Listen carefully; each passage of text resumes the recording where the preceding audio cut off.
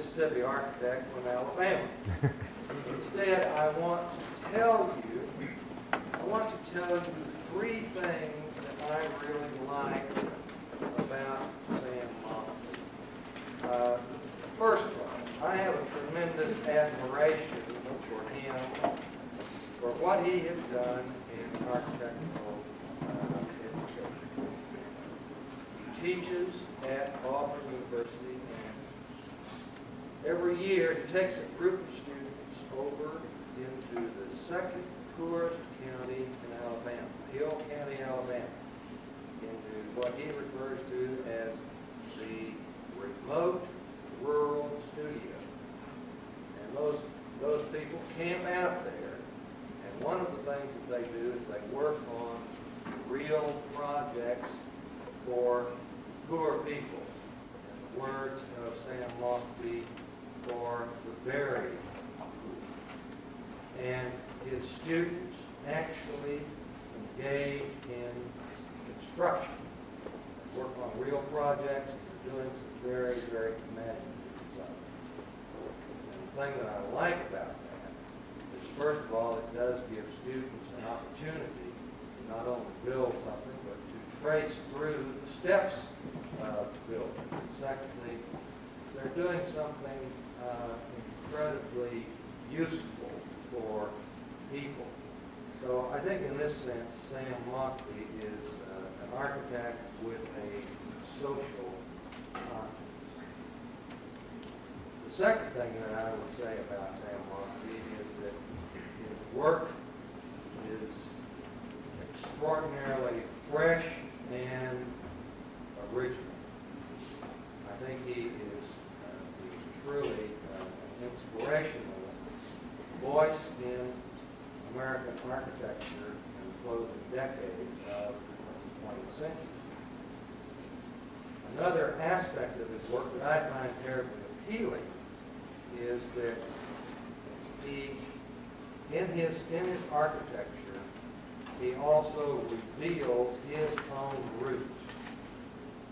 He reveals his origins by inclusion of an influence of vernacular architecture of the Deep South.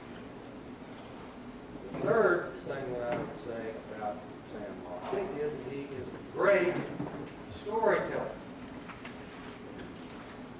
And I just love that story that he told when he was here last time about his admiration and affection for the American poet William Carlos Williams. I like that because I too have an enormous sense of affection for the work of William Carlos Williams. And I discovered when I was a graduate student living in New York City. I have in fact this great big dog at home, 75-pound Airedale, that is named William Carlos Williams. I call him Carlos for short.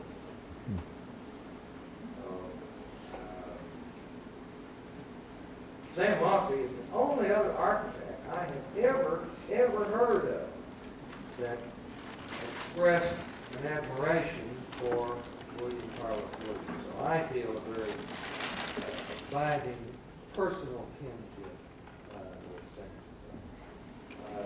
With that, ladies and gentlemen, please welcome an authentic voice in American architecture today, Sam Well, damn. I got to get a hug out of that. I'm not too sure. I don't know. I should leave now after that. I just wish that I had discovered William Carlos Williams early in my career. It's only been late in my career that I have really come to know and appreciate his voice. But for those of you, I guess, who weren't here last month when I was up here, I guess I left my the point that I was trying to make, and that I'll make this evening, if I can find the. So what we do with the slides and the lights, and camera in action. We lost it in the. Was the. I was talking about the importance of place, and that an architect's primary connection is always with place. And that's a direct lift, really, from William Carlos Williams. He believed that, and I believe it also. And I will try to demonstrate that in the work here tonight. You hit the lights, I'll hit the, yeah, this thing. But the theme that I keep trying to run home is, and particularly to an audience in Middle America or Deep South, or I've just come from North Dakota, is that as important as architects and as human beings, well, as architects I should say, we're so often mesmerized and keep looking to the West Coast and to the East Coast for inspiration and influence. And I say that it's not the East Coast to the West Coast. For me, it's the Gulf Coast that's important. But for you, I think, and for all of us, is paying attention to our own backyard. And so after last month's talk, one of the students came up to me, and I kept mentioning the South and the South this and the South that.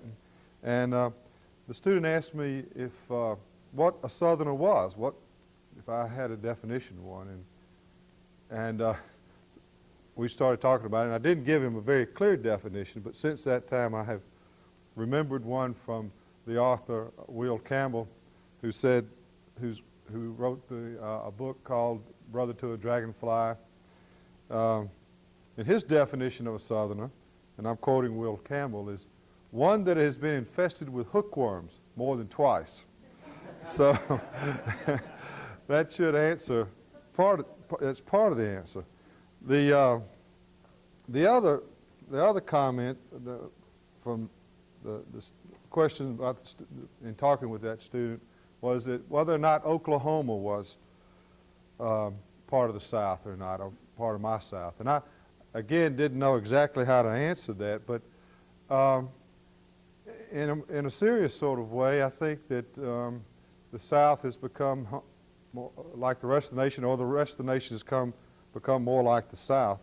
The writer William Stein, in his book Sophie's Choice, has a passage there that I read some 20 years ago that I'd like to, as I go through these slides, sort of read to you, and this, where he compares Poland to the American South. And I'm going to read this, and I'll let you decide whether or not this also applies to Oklahoma or not. In some ways, I suspect it does. I think it probably applies to most of America today, which may mean that the country is becoming more like the South, and the South is more like the rest of the country in some respects. But he writes somewhere deep in this book, imagine, if you will, a land in which carpetbaggers swarm not for a decade or so, but for a millennia. And you come to understand just one aspect of Poland. In defeat, both Poland and the American South bred a frenzied nationalism. Yet, indeed, even leaving aside the most powerful resemblances, which are very real and which find their origin in similar historic fountains, one discovers more superficial yet sparkling cultural correspondences.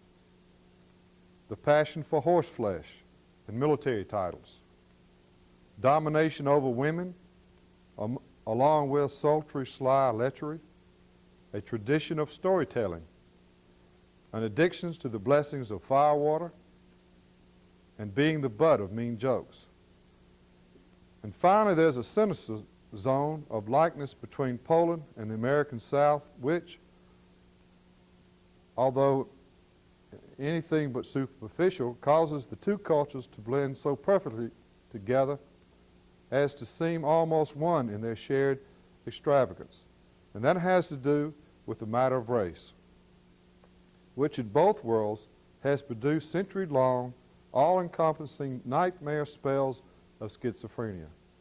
In Poland and the South, the abiding presence of race has created at the same instant cruelty and compassion, bigotry and understanding, exploitation and sacrifice, a searing hatred and hopeless love. And while it may be said that the darker and uglier of these opposite conditions has usually carried the day, there must also be recorded in the name of truth a long chronicle in which decency and honor were at moments able to convert the absolute dominance of the reigning evil, more often than not, against rather large odds, whether in Panzan, Poland, or Yazoo City. Thus, when Sophie originally spun out her fairy tale regarding her father's hazardous mission to protect some Jews from in Poland, she surely must have known that she was not asking me to believe the impossible.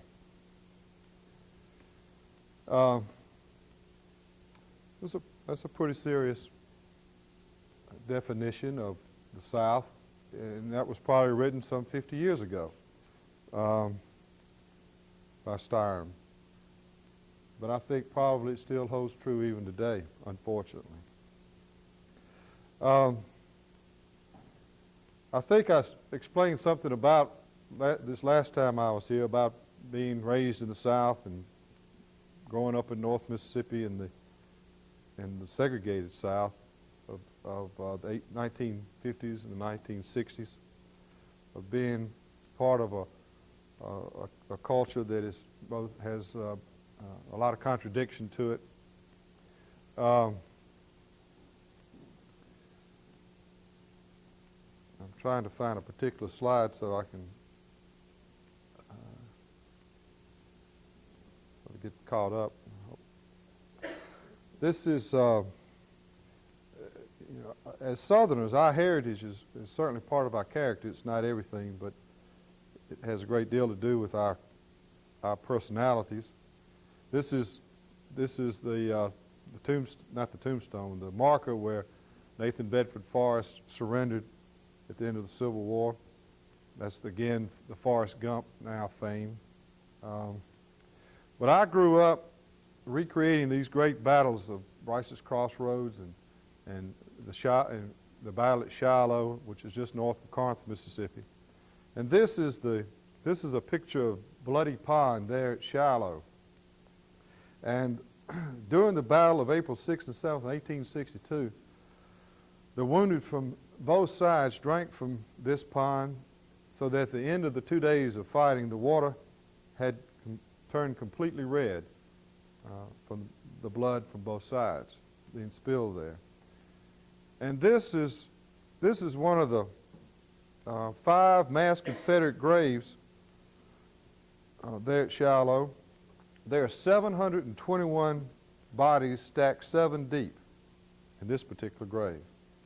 So for me, growing up in these places, places like this, this place had a supernatural power to it. And my world was about this sort of past. My imagination was about reliving the past. These were my heroes growing up in the segregated South of the 1950s and 1960s. And later I became a man and was drafted and sent out to a much larger world. I came to realize the contradictions which coexisted in my world, that I'd come from an isolated world where the lies were being confronted by the truth, and that I'd come from an isolated world where the South was attached to fiction and false values, and a willingness to justify cruelty and injustice in the name of those values. And I was outside my hometown of Meridian, Mississippi, now 20 years ago, and I stopped for a road grader and got out while I was waiting and walked around this particular graveyard, and was looking at the tombstones and came upon that particular grave, and it turned out to be the grave of James Chaney. Now, James Chaney was one of the 3 civil rights workers killed in the summer of 1964 right outside Meridian in Philadelphia, Mississippi. And he'd be a man about my age today. But more importantly, I have now come to believe and know that for me, he defines who I am and who I am not. And he represents the true heroes of the South. And he's a true hero by the fact that he had the courage to risk his life and to accept responsibility. And his courage was a gift to me and to all of us. But the question for us is the same as it was for James Chaney. Do we have the courage to make our gift account for something? Do you have the courage to make your presence felt on earth and felt for good? Now, last time I was here, I think I talked about the Ark of the Covenant being built in Vicksburg, Mississippi by the Reverend H.D. Dennis. Now, I know of no other architect or artist working with this amount of passion. Eat your heart out, Frank Gehry. But what is so remarkable about Reverend Dennis is that his message is the same as in the story of The Dreams of a Ridiculous Man by Dostoevsky. And I'm going to repeat the author. It's an old truth, a truth that's been told over and over again. But in spite of that, it finds no place among men. The main thing is to love your neighbor as yourself. That is the main thing, and that is everything, for nothing else matters. Every piece of architecture should express some moral, and by this moral, the merit of the work judged. If it does, it deserves the title of architecture. So the architectonic challenge, whether, whether you're an architect working in Lawton, Oklahoma, or Canton, Mississippi, is how to nurture a rich local culture and how to avoid being so stunned by the power of our modern obligations that we lose focus on the local needs that architecture answers. And the work I'm going to present here this evening is seeking to reflect an attachment to locale, not necessarily literally, but by accepting the special qualities inherent in the place where the act of building occurs. So with that, that's a house moving, trailer moving a house in my hometown of Canton, where now this was in 1982, 83, where a Catholic nun had moved some was buying some 39 houses from the city for $1 a piece, taking those houses, which were going to be destroyed by HUD, and moving them out to the county and replacing these shacks that are relative to these houses being torn down were in terrible condition. And so she convinced the city to let her buy those, and she moved them out. Well, I called her up and asked if I could help her, and the next thing I knew, she's at my doorstep and had me out helping her move those 39 houses. But she ended up actually moving 40 houses. She stole one and from one of the slumlords, and he didn't realize it was gone about 8 months later. He was going to sue, and then he realized that he was a Catholic nun. He was dealing with a Catholic nun, and he backed off. But this is the sort of thing. This photograph now is about 10 years old, but I'm going to show you some photographs later on that people living in shacks still like this, you know, in 1995. But 1 in 4 lives below the poverty level in Mississippi. And in probably that's true in the Deep South, or fairly close to it. Even after moving those houses, there were certain families that were still at risk, still are at risk. And this one particular family, Butch Johnson's family, she wanted to do something she was worried, and so all 7 of his children were born in that shack right there. And so we decided to get together, and we put together a design team, a design build team that went out and built this house for $7,000 with donated labor and materials. Now you can tell an architect's been involved in this because that dome was skewed, and you know it's got the architect's angle thing going, and which was hell to build, and I had to pay, I paid for that. But the idea is that dormer, this is a little over 1,000 square foot house. The dormer, there's a loft that goes up, acts as for the younger boys to sleep up there, and as they get older, they would come downstairs to couple of bedrooms that the girls were staying in. But the dormer itself was a study hall. And the idea is that it's through education that one is going to come out of this cycle of poverty. Well, from that, I should back up real quick. We built this in '83, and about 3 years ago, maybe 4 years ago now, he was burning green wood in the green pine in the wood heater. The flue caught on fire, and the whole thing went down in 15 minutes. It was on a cold March morning, but fortunately no one was hurt. But right after we finished this in about 84, 85, 86 came around, and we put together a program with the paper there, the newspaper, largest paper in the state, Clarion Ledger, to go after some money from the Gannett folks, the people on USA Today, to get some money. But we would build 3 houses for 3 very specific families, designed and built right around their needs. So this was the design for those 3 houses, and we put together an elaborate program, and we sent it up to the Gannett folks, and we had Butch Johnson's house included in the package, and but we didn't get the grant because the Gannett folks shifted gears into the literacy program. I say cynically, so they can sell more newspapers and make more money. But the literacy program is certainly a wonderful program.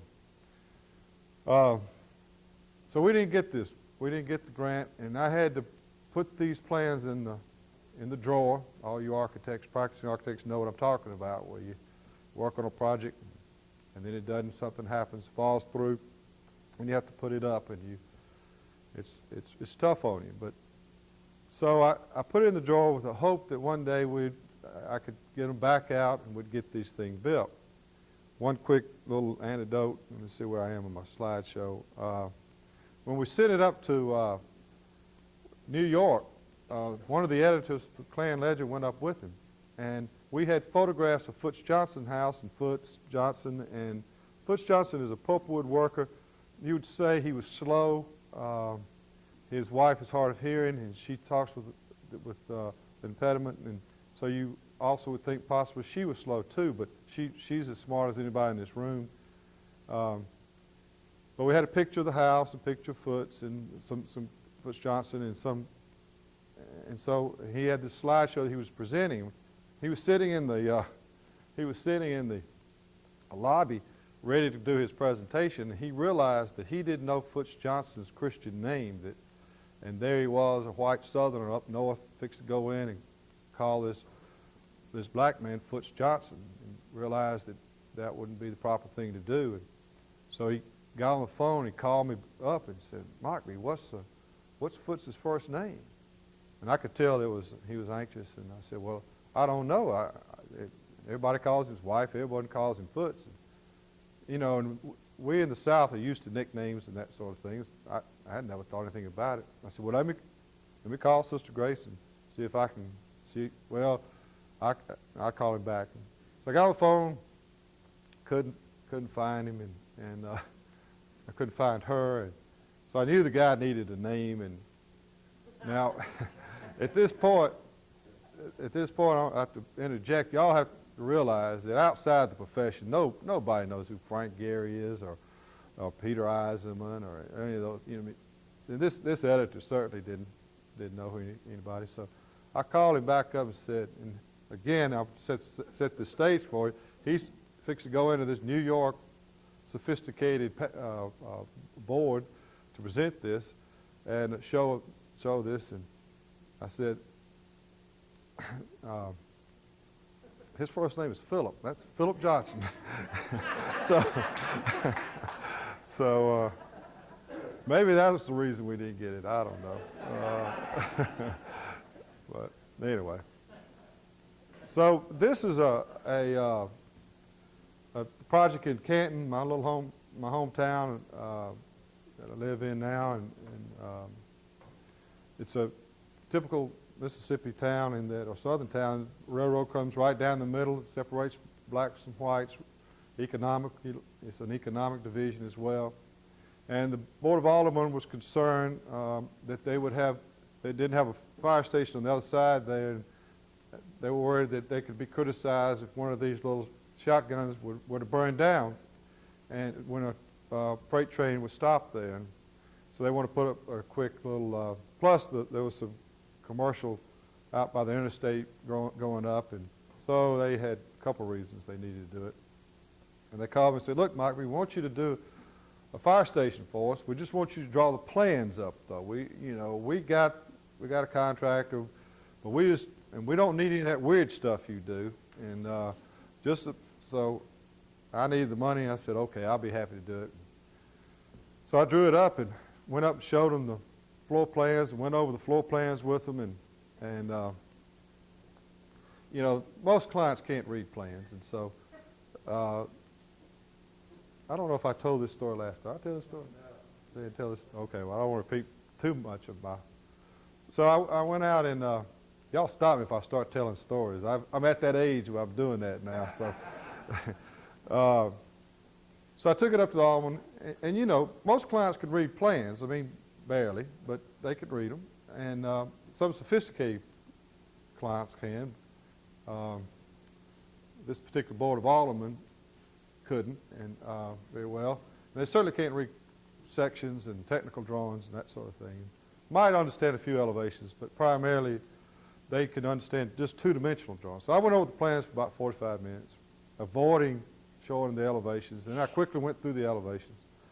And got through it fine, and they said, all right, go ahead, bid it out, and I rolled them up. And as I was rolling them up, the mayor stopped me and said, Mike, what are these two dots? And he was referring to the poche of two columns outside. And I said, well, Mayor, that's just a canopy to hold up in case of rain, children come to visit or something. They can stand under that. I said, oh, okay. So we rolled it up, we bid it, came in the money, we started building. We get about 75% into the project, and I get a phone call, and it's the mayor, and he says, Mockbee, said, what the hell is this thing out front? And I said, Mayor, that's that canopy I told you about that protects anybody from the rain, school children come to visit, the fire station, that sort of thing. He said, now, Mockbee, is that in the budget? That's in the bid? It came in the bid that way? And they've already, I said, oh, yes, I already paid for it and everything. Oh, okay, I like that, he said. So then I get a phone call from the fire chief, and the fire chief says, Mockbee, what the hell is that thing out front? And I said, Chief, and his name is Billy Ray Pimento. I said, Billy Ray, if you stand back and look at it, that's a fireman's hat. He says, oh, I like that. So then I get a phone call from Boss Mosby, Bill Mosby, the alderman who was had this up and called me at the beginning with, and said, Mockbee, I told you we didn't want any of that weird stuff you're doing. What the hell is this thing out front? I said, Mosby, that's what we architects call an M roof. It stands for Mosby. He says, oh, I like that. So for you students, I think I mentioned this last time. You do what you have to do in order to get things built. My career is more or less taken on off, or not off, but a typical sort of practice, and small churches like when this last one. This was done in 1980, 81, and then this was done about 4 years ago. But in between then, the practice kept getting a little bit larger for a Mississippi architect anyway, where we ended up with about 14 people around 1990 in the office, and it was a variety of work, of which this is a 15,000 square foot exhibit for the United States Information Agency that traveled to Russia, went to 9 cities in Russia that talked about American architecture. This is Faye Jones's American architecture, product design, graphic design, and design education in the United States. So each one of the pods had those had a storyline with it, and it was quite successful. And I think I talked somewhat about, well, I told the story last time about the Mississippi Pavilion and the $750,000 check and that sort of thing. Well, that was what spun all this work.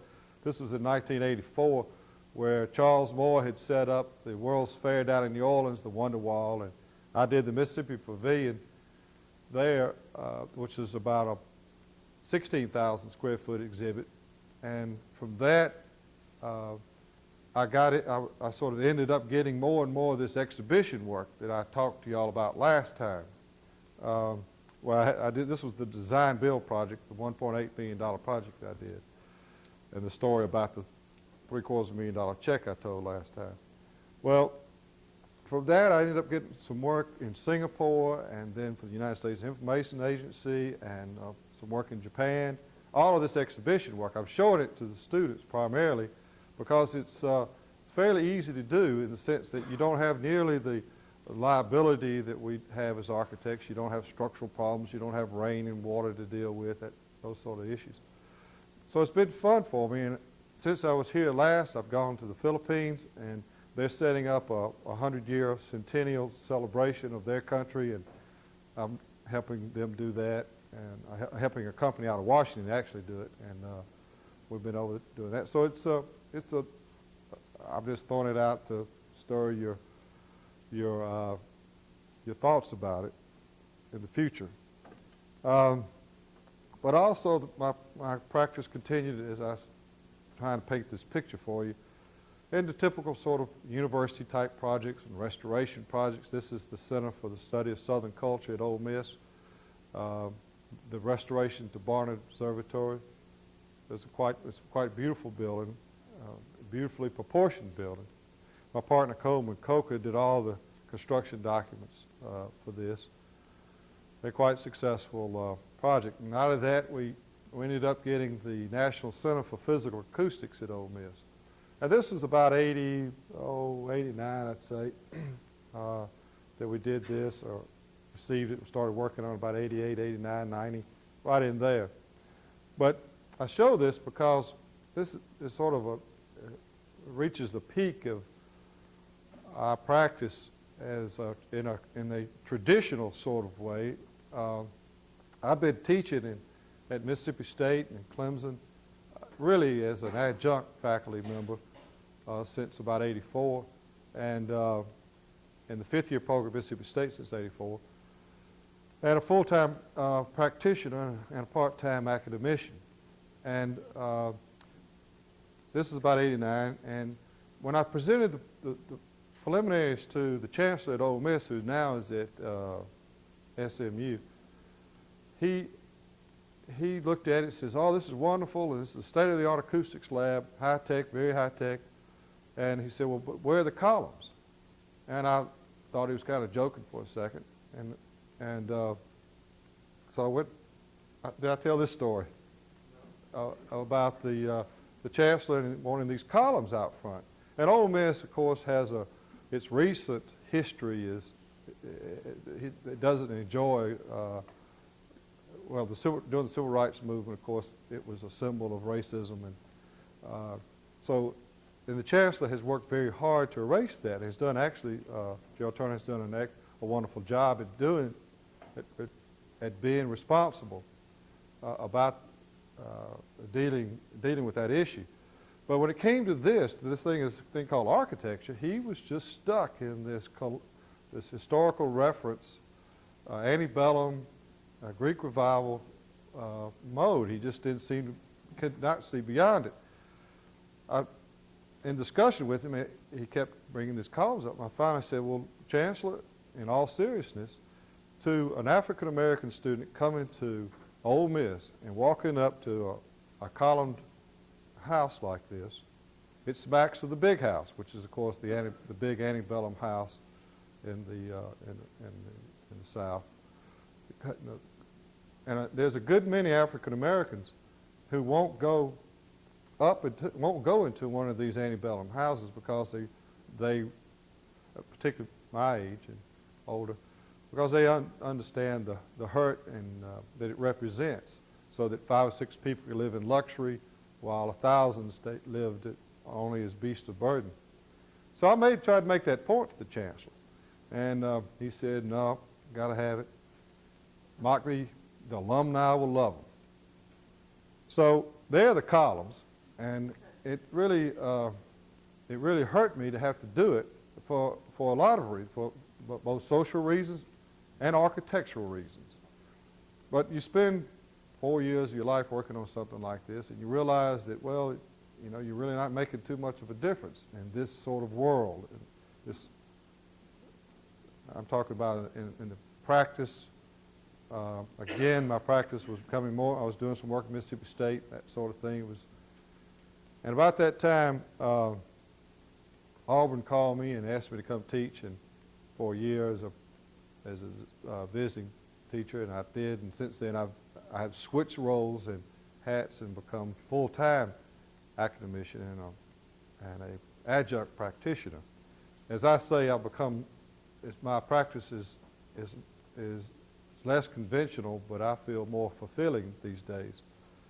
But I say all of this really to the students that, you know, these are the sorts of crossroads you come to in your careers.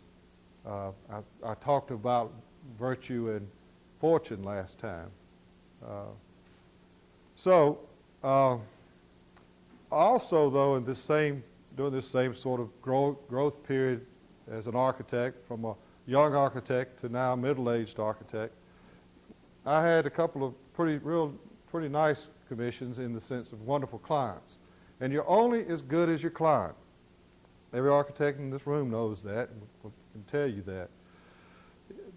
Your best projects are your best clients. Your best clients produce the best work.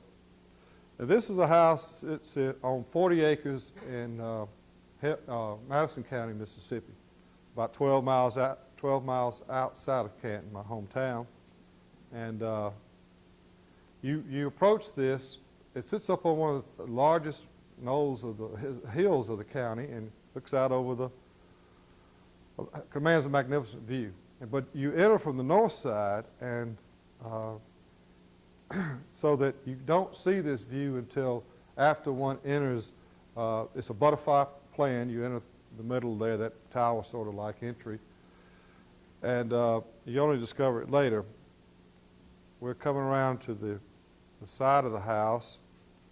These are contextual shots, and I don't want to mislead anyone. This shot was taken after this house was built, but at least I think it was.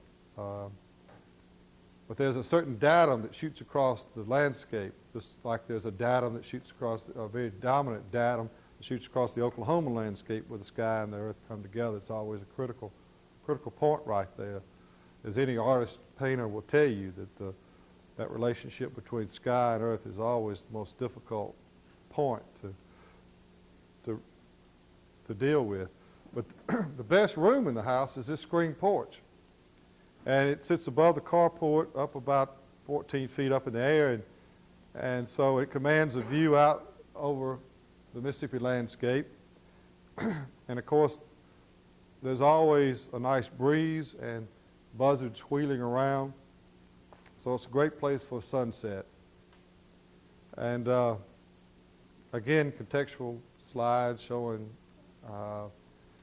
images that are somehow in my subconscious and sometimes in my conscious. But that it's a part of the landscape that I have grown up in and what I know best, I suppose, or don't know at all. So you can see those influences. And then spaces that, this is behind our office in Canton, the alleyway.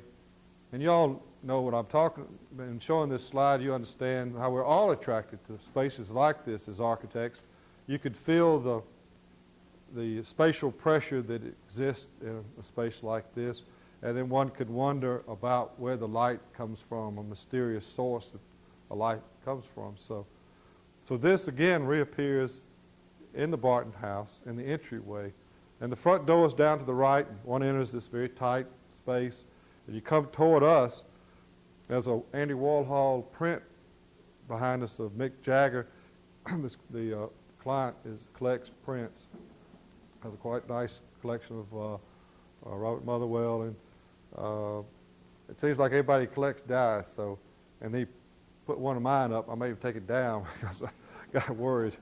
But one enters this space, and then again it's butterfly, and so you have to go off left or right through these fat man squeezes, dark, shallow spaces that shoot you out into this sort of space. This is, the choreographing of space. I'm not telling you architects anything you don't already know about, but it's the sort of thing we like to do, we're attracted to. And then this is an ingle nook, a room within a room that forms a fireplace, the chimney element. I tried to actually get that space even more down, that ingle nook space even further down, that the lintel beam across there, I wanted it to come down, and I wanted it to step down, even become more cozier, even. But the client kept making me open it back up, and we went back and forth out there doing the framing stages of this. But well, he won that battle, but I think I was right. But anyway, but the clients often have wonderful ideas, because when we first went out on this site, I had the house, or at least I was approaching the initial, before I'd come up with any sort of ideas, my initial thoughts were, as far as choreographing the space, to come perpendicular to the view instead of parallel with the view. I ended up still doing that, but the house, I did take, at the owner's insistence, we did change the butterfly to go parallel instead of perpendicular, which was the right move to make.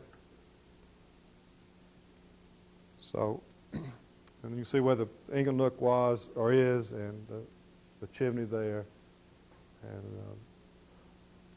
and then that's the back side.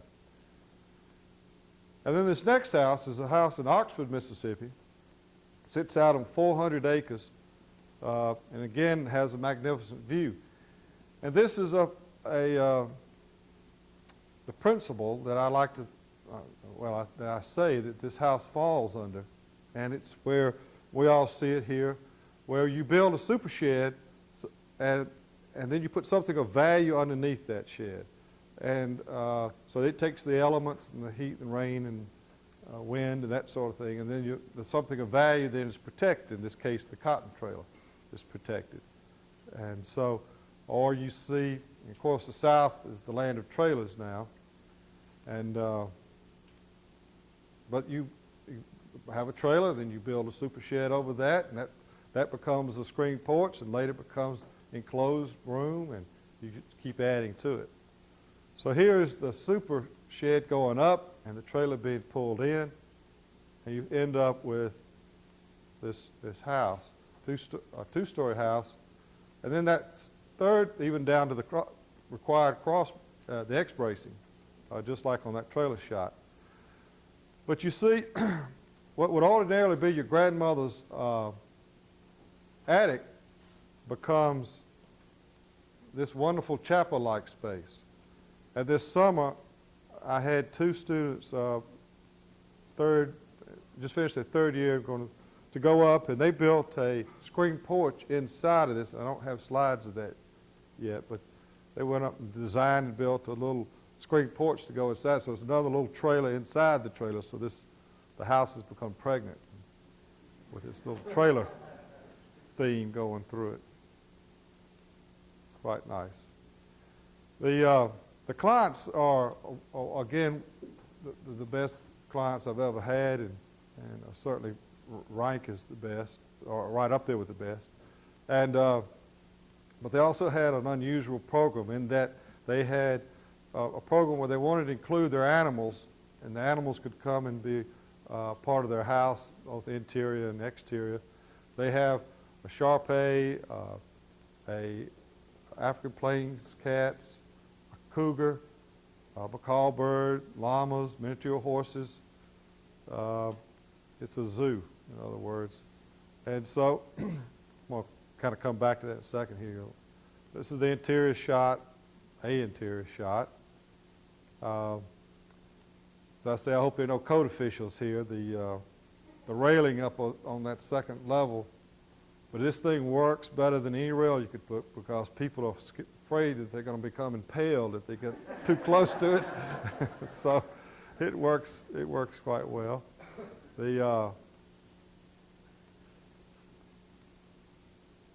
Oops, let me see here.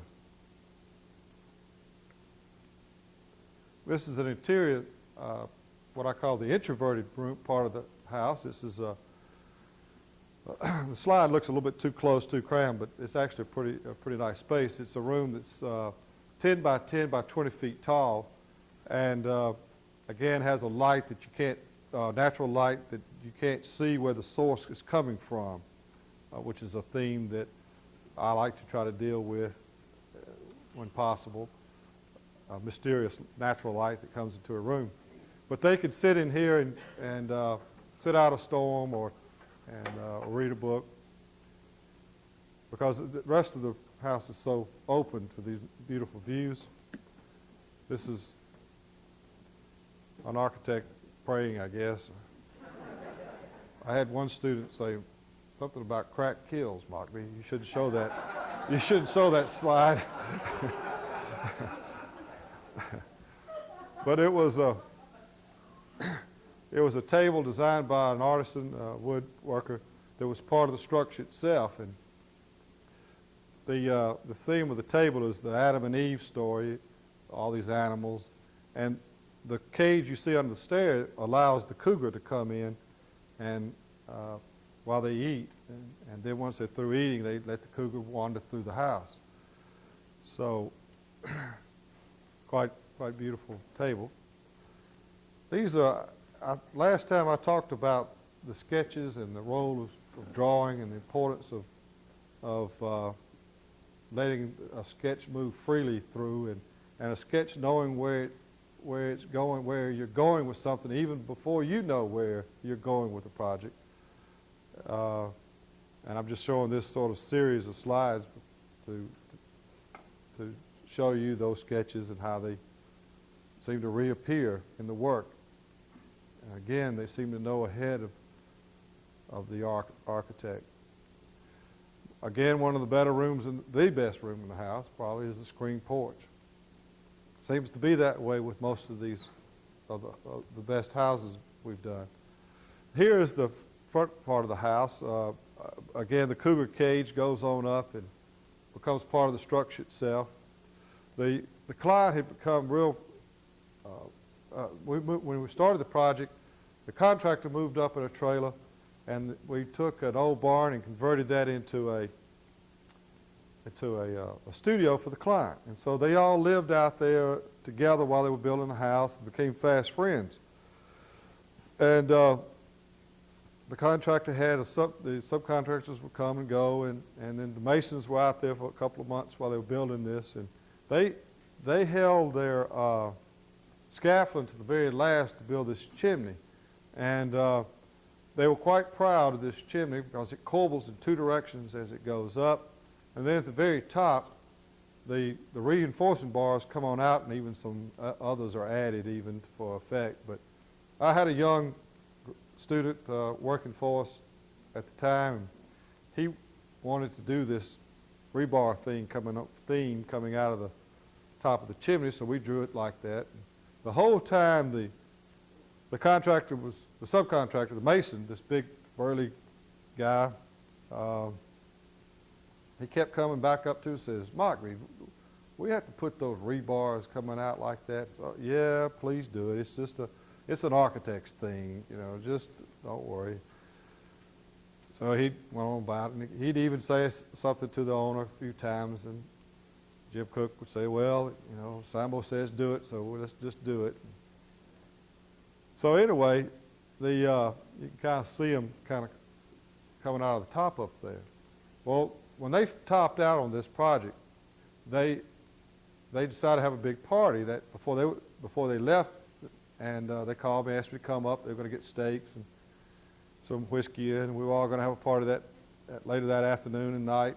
And next day they were headed up to Nashville to work on a prison job that they weren't looking forward to, and so I went up, but it was cold that evening, and they cooked out, and we were eating inside. It was about 12 or so of us in this small trailer, and the Masons were really into their whiskey real strong, and everybody's feeling good, everybody's jovial.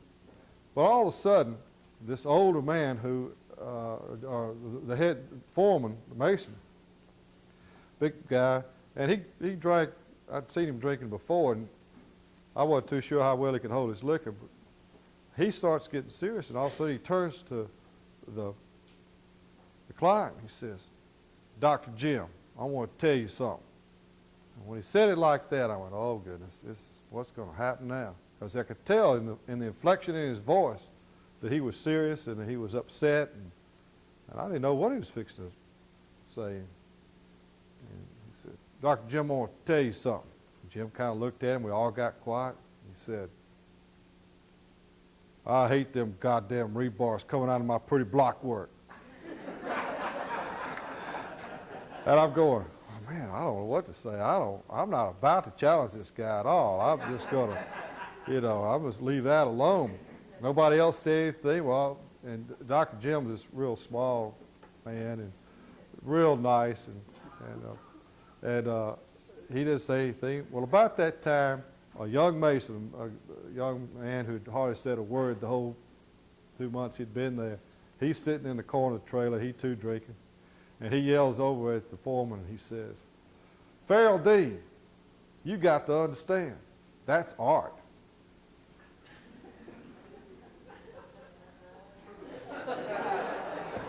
Well, I can't bat 1,000 on these stories, but y'all think about it. It's art. It's an architect's thing, so anyway. Slides in backwards, and that's under construction. I always like these slides that have these ladders going up to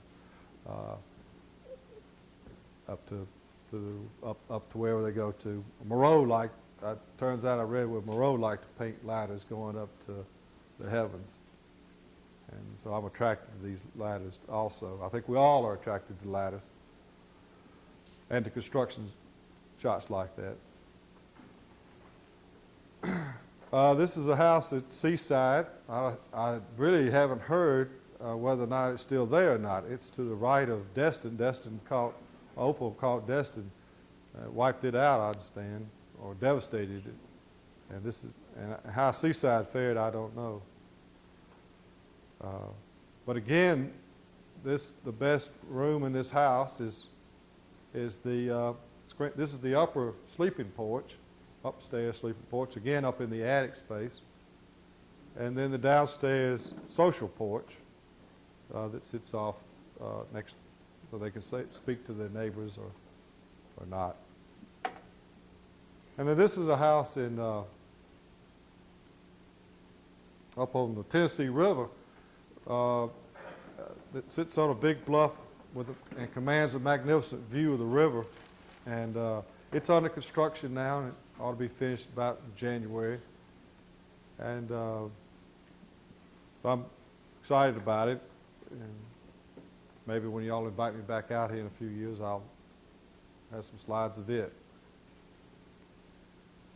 So I think that brings me sort of to kind of where I am these days in my present phase as an architect. And as I was talking about earlier, the career had developed somewhat successfully along, but I really down deep didn't feel that I was maturing as a responsible architectural citizen.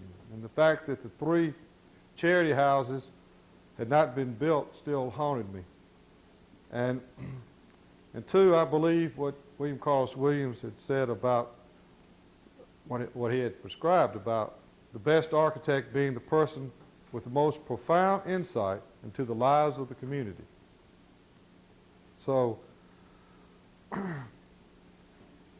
I applied to and received a Graham Foundation grant to execute a series of large murals in an attempt to extend the study of architecture to what I hope would be a wider human landscape. I'm interested in what might prompt and make possible a process of entering a taboo landscape. In my case, the physical poverty of the Deep South. And also to develop a discourse beyond merely looking at the effects of poverty, but how architecture and architects can step over the threshold of an injustice and address the true needs of a neglected American family, in particular the needs of their children.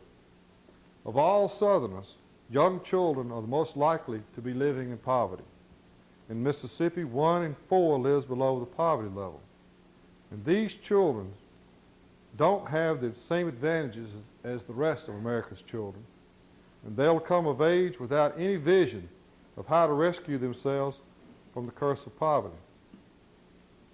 So the purpose of placing these paintings in the context of Lizzie Baldwin's home in Sharon, Mississippi, was to approach this neglected world directly through art. The intent is to be as evocative as possible in order to make both the life experience of Lizzie Baldwin and our limited understanding of it accessible to a stranger. If we are to broaden our views, we must first see something. Physical poverty is not an abstraction, but almost never do we think of impoverishment as evidence of a world which exists, and much less do we imagine that it's a condition from which we may draw enlightenment from in a very practical way. And these murals, I would say, are halfway between easel painting and architecture. It's a two-dimensional convention that allows a viewer to participate as an extension of the painting. The intent is to seduce the viewer into entering a work of art both mentally and physically, to step over a threshold of misunderstood values.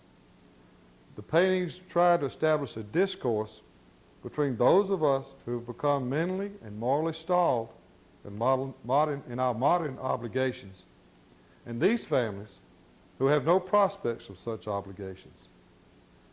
The paintings are by no means an attempt to aestheticize poverty. It's about stepping over a social impasse into an honesty that refuses to gloss over inescapable facts, and not just the facts of hardship faced each day, but also the facts of the spiritual strength of Lizzie Baldwin's family. It's an honesty that permits differences to exist side by side with great tolerance and respect. And just as those of us who have had advantages can learn from this suffering and reliance, so can architecture learn something from an architecture of adversity. As adversity can serve the writers and other artists who have lived through it, it can also create an opportunity even for the comparatively advantaged architect to step into the open and express the simple and actual rather than the grand and ostentatious. It's not about the greatness of architecture. This is about the goodness of architecture. So the paintings are a part of Lizzie Baldwin's home in order to help reveal an indigenous integrity that makes deceit and evasion impossible, and to also pay homage to her life. The paintings have been out there for almost 3 years now. They've been through Halloween parties, Christmas parties, Easter egg hunts, and her 80th birthday party. They've been through all sorts of bad weather. Now, Lizzie Baldwin's daughter, Bertha Baldwin, has had 3 children by one man and 2 children by this man. And during the now 3 years that I have known of him, he has remained aloof and independent of the family. He shows up only so often to help with the plumbing or with cutting of wood. A few times he played basketball with me and the boys. This painting is based on my trying to understand his circumstances and his relationship to Bertha. And even though I haven't gotten to really know him, I do know that I like him. And I believe that he possesses a very accurate sense of the realities of his world. He understands the limitations imposed on him by us. And he, like James Chaney, defines who I am and who I am not. I believe it is the fear and the myth of this man that continues to divert our attention away from having any real human contact and understanding of poverty, and forecloses any real solution to the problem. And these paintings are an attempt at becoming an agency for moral choice. Now, I'm the first to admit that architecture won't begin to alleviate all these social woes. But what is necessary is a willingness to seek solutions to poverty in its own context and not outside it. And what is required is the replacement of abstract opinions with a knowledge based on real human contact and personal realization applied to the work and place. From there, we're about to wind up here, but I'm going to take you out to the rural studio, which is in Hale County, Alabama. And as Arne has said, it's the second poorest county. The poorest county is right next door to us, so it's all the same, Perry County. But it's a quite beautiful landscape. This is in the Black Belt of Alabama. It's a prairie sort of landscape. The Black Belt is an agricultural term for the black soil that's there. It was once an ancient seabed.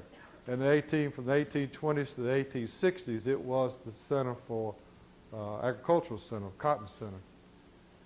But after the Civil War, of course, and they went to sharecropping, and then from sharecropping it played out by World War II, and then the land played out, and it's gone into cattle and chickens, poultry, and now catfish farm. But it's still the poorest county in the state. It's about 60% African American, 40% white. It's also the same county in the town, Greensboro, is the county that James Agee and Walker Evans came to in 1936 to do a magazine article on the three sharecropping families there in Hale County. That article was never published, but Agee and Walker Evans turned that into the book, the American classic, Let Us Now Praise Famous Men. And this is the town and this is the county that they were in 1936. This photograph is taken from the exact same spot, well, just below the exact same spot that Walker Evans took his famous photograph of Greensboro, but he took it from the balcony that's now gone at the old hotel. The old hotel is still there, the balcony's gone. So not much has changed a great deal has changed since 1936 in some respects, but in others it still has not changed one bit. This is the home of the sixth generation home of a family whose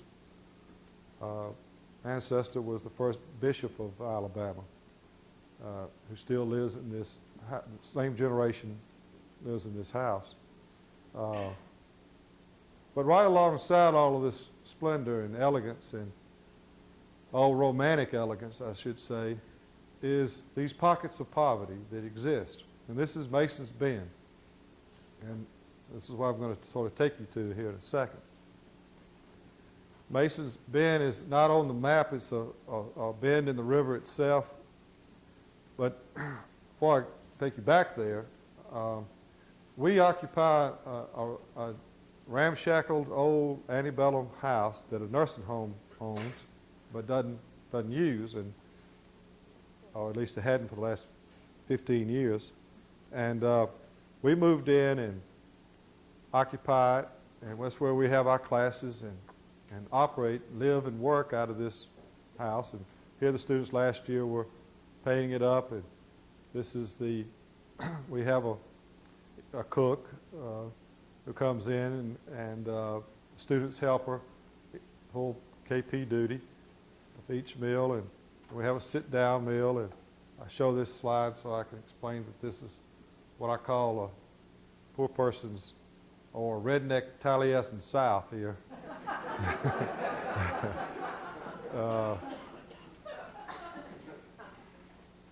Well, we have 15 hours of courses. We take 4 courses. One course is a history course, a history and a drawing course combined.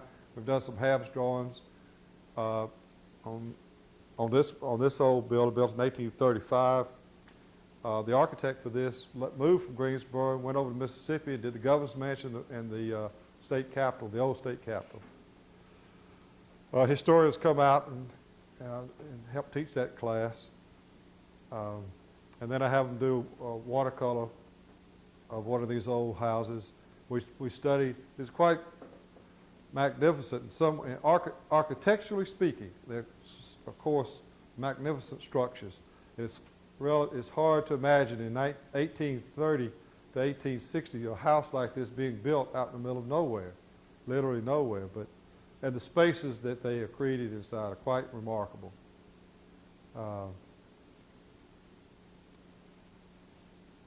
And this is one of the watercolors of that, it's a little bit out of order, of the library in Hale County, a Beaux-Arts type watercolor.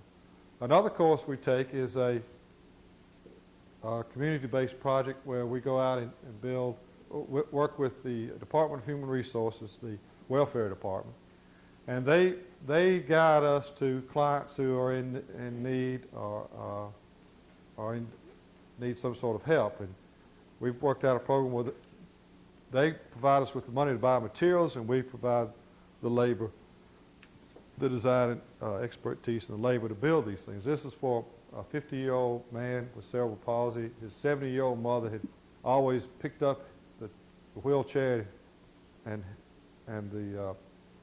her son and lifted her down three steps. But she was 70 and had to stop doing that, so we built this ramp for her. This woman has got terminal cancer. She has a severely handicapped son.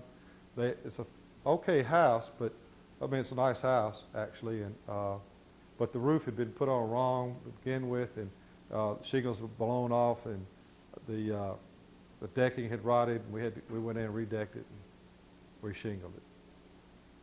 We do a good bit of trailer repair. This guy's got a couple of little kids, and we help weatherize it, plug some holes, that sort of thing. We also fixed up a house for a clothing closet for burned out victims for the Department of Human Resources. Fixed that old house up for them. This is a warm, dry room we fixed up for a 96-year-old man to get through last winter successfully. He had been born lived on this piece of property all his life. He didn't want to leave there. He wanted to die on his property. They were worried about him getting through the winter, so we fixed him a warm, dry room.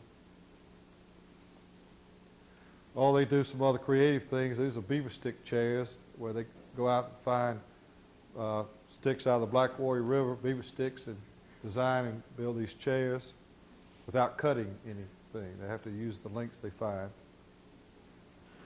Quite beautiful pieces. But the main project that we do is the design course is a design build for a house. And in this case, this is a 74-year-old couple, 74 and 68-year-old couple, who have lived in this shack for some 40 years. No running water, never have had running water. And so we had a pretty severe winter a couple of winters ago. For us, it was severe. It snowed 6 inches. But some people froze to death in that snow. And so he was trying to build another shack in order, because this one leaked. And they had 3 young children, grandchildren, living with them in this shack. Now, again, this photograph was taken really 2 years ago, so we're talking 1993. We're not talking 1863. We're not talking 1936. We're talking 1993 in the United States.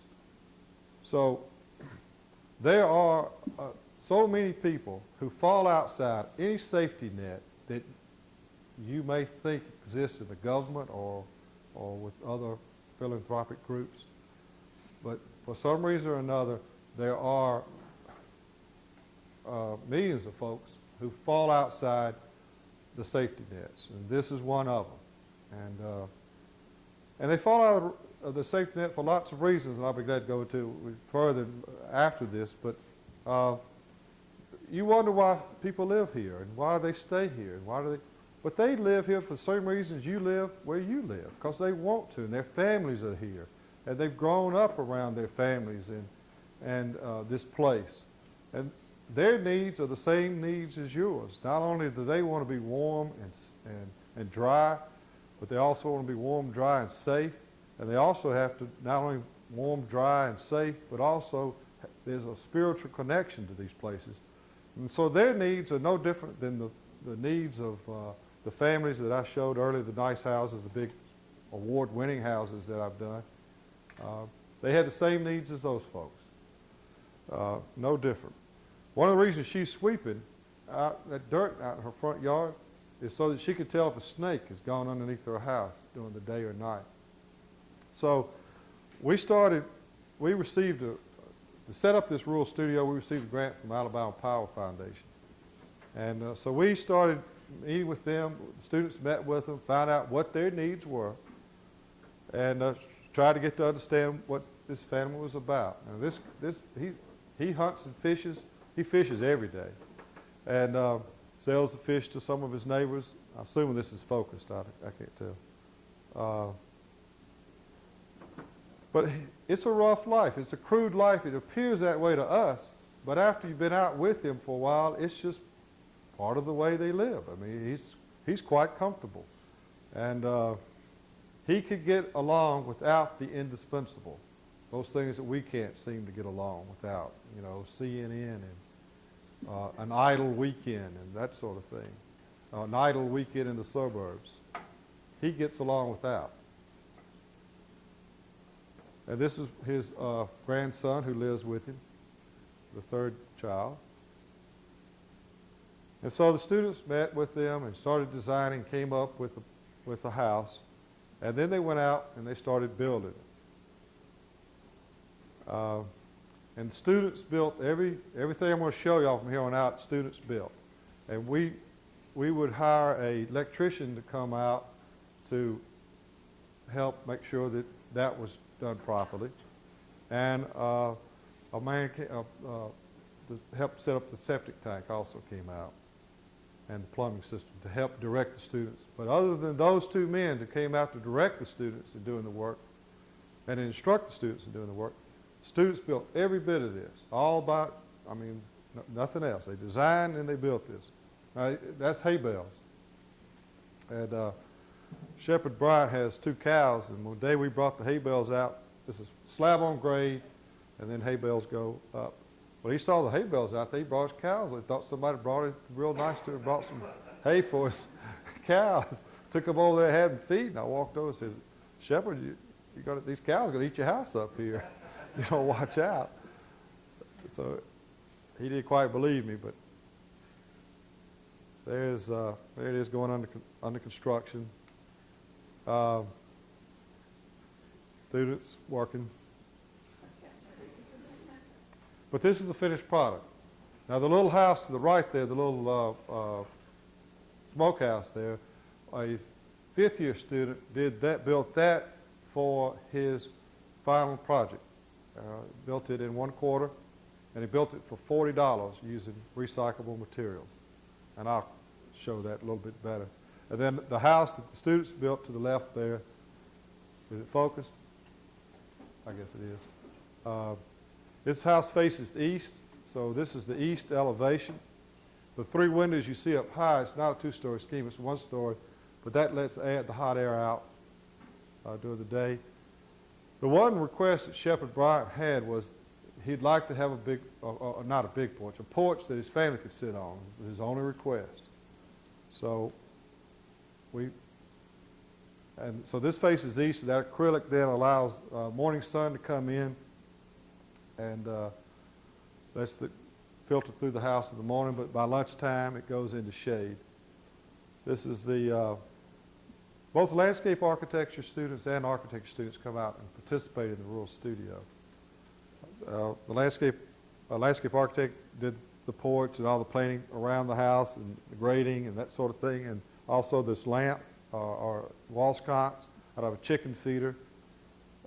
It's quite beautiful.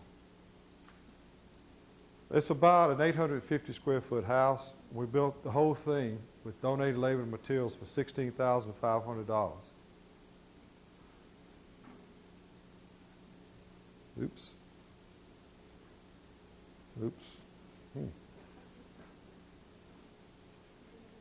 Oh. This is the rear of the house. These are literally 3 bedrooms with a little study carrel in each and a storage closet. But they take their design lead from these round hay bales in the landscape. Since we built this house, she's had her left leg below the knee amputated. So, and running water. The day we turned the water on in her house, she cried. And he turned to me and said, Samo, this is the first time I've ever lived in a real house. Students love this man. And as he said, he's 74 years old. He's never been in a fight with another man. So this is the smokehouse, going back to it. That lintel up there is a concrete curb. The student had the highway department, the Hale County Highway Department, let him scrounge from their yard that they throw discarded stuff in, and so he got all this rubble from there. Probably some other things, but I didn't ask. There's the lintel going up. And that's the space inside. It's quite beautiful space when the sun hits just right, or the lights on inside. This was supposed to be his smokehouse, but Alberta ran him out of there and put her freezer in there and a whole bunch of other things, and so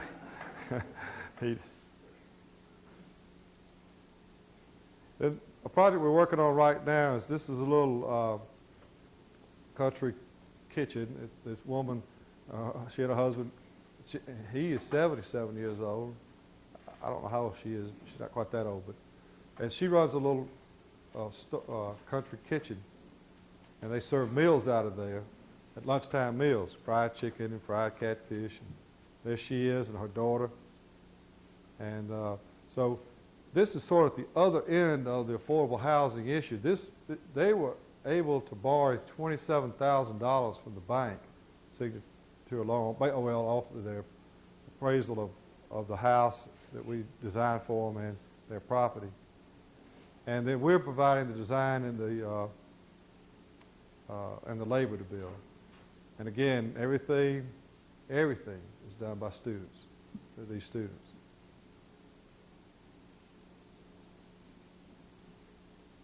Now these slides are really last year's slides, or the last spring quarter, fall quarter, winter quarter, spring quarter, but so it's much further along that I'm going to end up showing y'all here, but you'll get some idea of I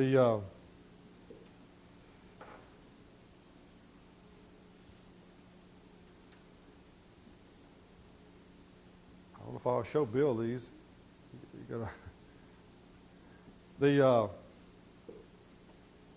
then the last project I'm going to show, the Rural Studio, are three students came out last January, and for 2 quarters, winter and spring quarter, built a chapel from using recyclable materials, primarily tires, and rammed earth tires. Now, 2 Saturdays ago, prior to the hurricane coming through, the student in the middle there was married in this chapel. The first thing they did when they went out and built themselves a hay bale house so they could live out there when they needed to. They would come back into town once in a while, take a shower, and we'd see them once in a while back in and eat a meal or something. But primarily they stayed out there working all the time. So here they are back last winter.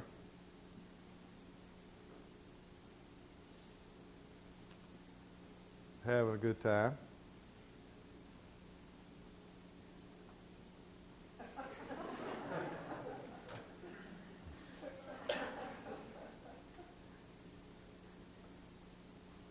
Here we are on a concrete pour.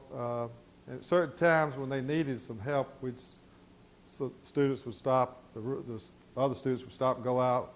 This was a big day. They had where they were holding the foundation for the main ridge beam that thrust out over it. You'll see in a second. There's the base for the ridge beam.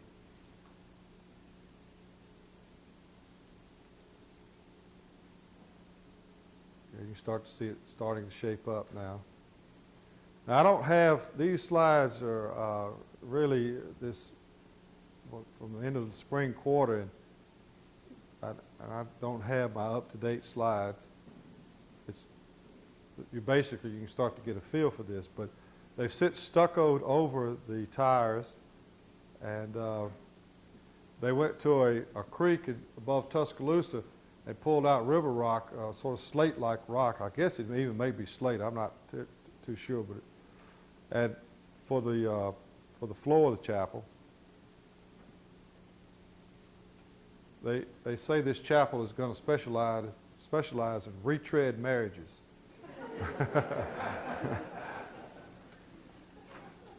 And they took tin and cut it up and to make the shingles out of it. But this is kind of the last slide I have of it. But the hurricane came through last week, 10 days ago. So, and everything's fine. Nothing blew away. So it's quite beautiful, and but I would say that here are the 3 guys feeling pretty cocky, and they should too. As I tell these 3 guys, they'll never be this healthy again in their lives, and their careers are going to be downhill after building this thing, because it won't get any better than this. We're all proud of them. And each quarter we have a pig roast and or hog roast, big party, and typical college sort of party goes on. But the main purpose of the Rural Studio, that's something I want to say, is to enable each student to cross over a threshold into Hale County, Alabama, and find herself or himself face to face with actual poverty. And it's also to encourage them to become actively engaged in analysis and criticisms of their own sentiments. And of course, the important thing is whether or not a shift in awareness occurs, creating a point of departure. If any point of departure occurs, it will likely occur through individuals who build with some sense of service to the whole, who create with an awareness of social responsibility, who live locally, and whose senses are applied locally to the particulars of culture and place. Now, one of my reasons for coming out here was to help Bill set up a program where we too at Oklahoma could go out and participate in design, build, and become part of a community and of this particular community. And from what I understand, our seminar particularly has gone out and already picked up 4 pretty interesting projects. One from the Progressive Independence Resource Center, one from the Social Center, one for the Battered Women's Shelter, and one for the County Adolescent Youth Center, where they fixed the ping pong table and some window coverings. I mean, as simple as that. But the important thing is to get, we as architects, is to become part of a community.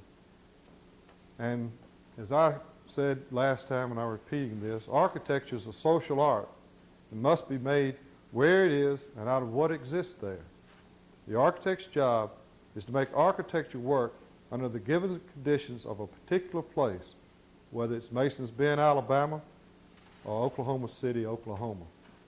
The architect's primary connection is always with place, and not just the superficial qualities of place, but the deeper energizing forces of the entire cultural community where the making of architecture occurs.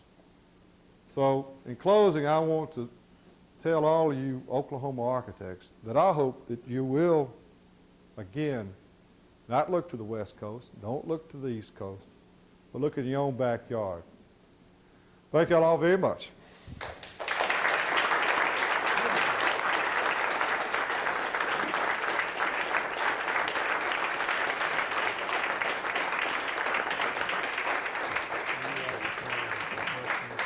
Well, I'll be happy to. Y'all go ahead and leave, but if anybody wants to ask me a question, I'll be happy to. Well, what is your working relationship with Coleman? Coleman Coker is, we work by fax. And so we're down to a fax machine.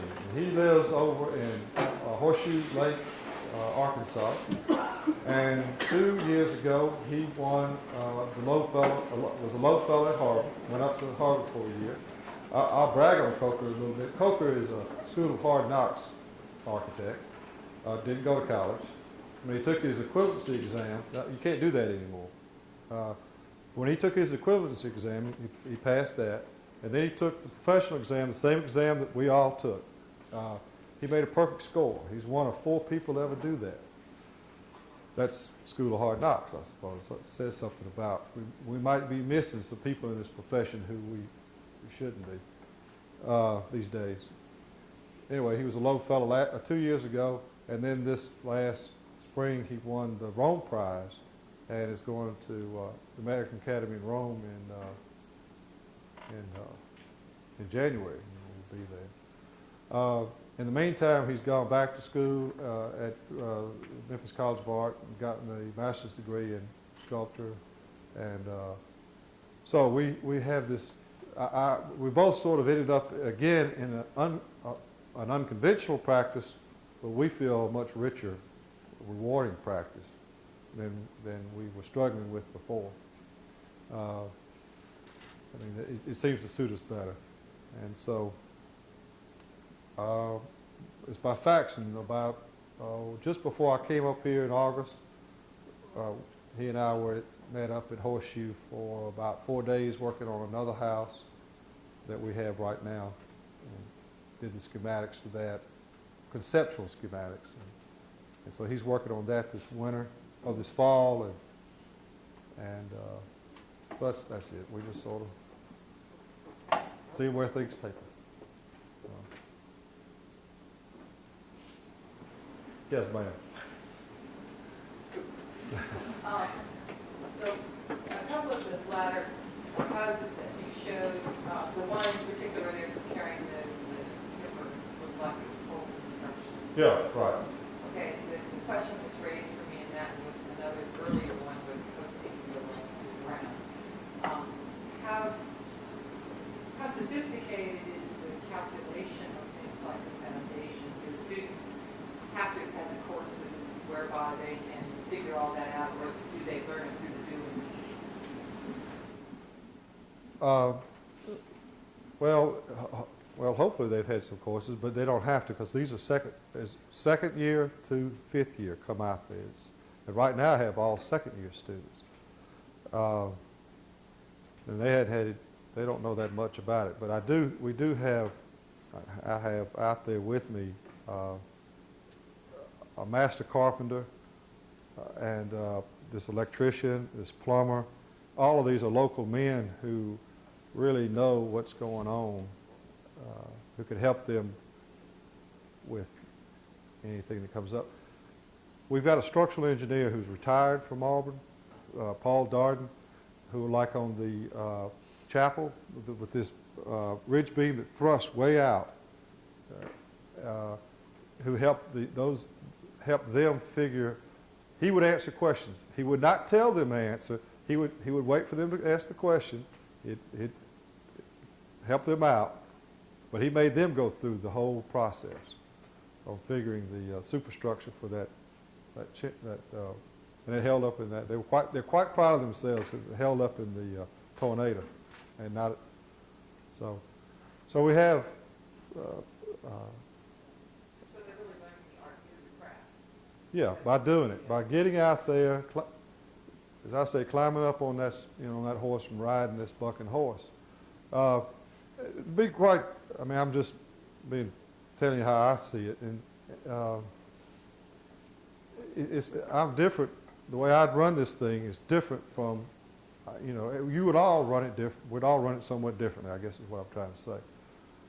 And I've got a colleague back at Auburn who is a design-build architect who is just, wants to know about every little thing that goes down and when it comes, now I'm not saying who this is, but when it comes to doing it though, he also wants to do it. He wants to be the one that does it. He just won't let anybody touch anything. He's got it. He's that. And I'm the 180 degree different. I say, there it is. And y'all go do it. You come back, you tell me how you do it. We've got budgets. As long as they stay, they don't get us in too much trouble, they can do it. And I let them make their own decisions about these things. And aesthetically, I guess I'm influencing somewhat, but I try not to. But I guess, I don't know if this looks like me or not, but it probably does a little bit. But I'm really not trying to influence them aesthetically either. I'm letting them make some rather dumb decisions, I think. But I try to influence them. Do you have to do permit drawing? Do what? No, I was telling Bill this. So there are no building officials, zero. But we do try to, we're trying to be responsible, and we're not doing anything that's going to, but we don't have any. How many women do you have in this program? Oh yeah, they're four. We have there are 4 women architects out there this quarter. Each quarter I've always had at least one, if not, I've had 5. The most I've had is 5. And that was when I had 5 and I had like 11, so they were almost 50%. But But I let them do it. I let them do it. I mean, they're back there right now, all this week. I hadn't been there all this week. I won't be there all this week. Well, I'll get back and find out what, where the problems are and help work them out. Bill will tell you, we turn those, seminar students, we turn them loose, said, y'all go find something, go do it. They've come back with all sorts of projects. I read them all. I mean, just turn them loose. It's remarkable what students can do. I think we underestimate them often. Sometimes we don't. But in this case, I think, because I think they're all real enthusiastic about what they're doing, about being architects and landscape architects. So, I'm not afraid of them getting me in trouble, I'll put it that way. Any other questions? Folks, there's a reception over in the gallery in the school hall, and if you get an opportunity to visit it for Yeah. Well, thank you. Sir, I'd rather maybe if that might be. Oh, if you don't mind.